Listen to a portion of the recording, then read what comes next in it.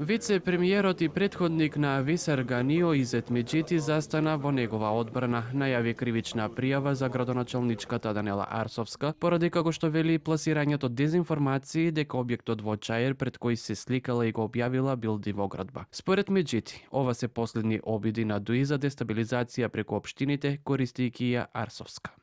Тоа се лажни тврдења и затоа ќе добие кривична пријава за неточни информации. Мислам на објектот каде што се слигаше.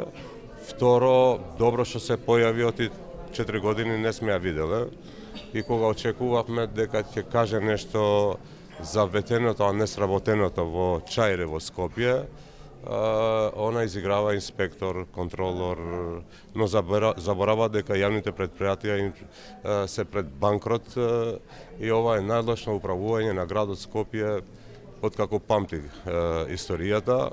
Вчера во доцните часови граѓани од Чаир предводени од градоначалникот Висер Ганиу пристигнаа пред седиштето на град Скопје, каде символично го изфрлија ѓубрето кој претходно го собраа од улиците на Старата чаршија.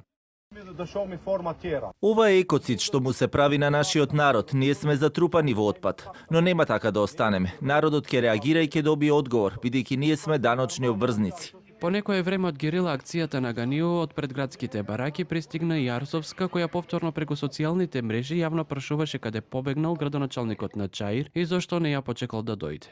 Ја ти ги собирам документиве на тебе за да ги презентирам за твоите фалсификати, ти бегаш од тука. Точно 3 минути беше Висер Ганиу.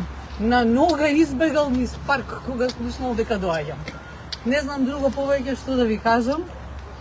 Само ми е многу милно што вечерва си покаже и си докажа што човек си. Да беше маж, ќе причекаше тука да дојдам и да ти ги извадам документиве што ти ги имаме фатани.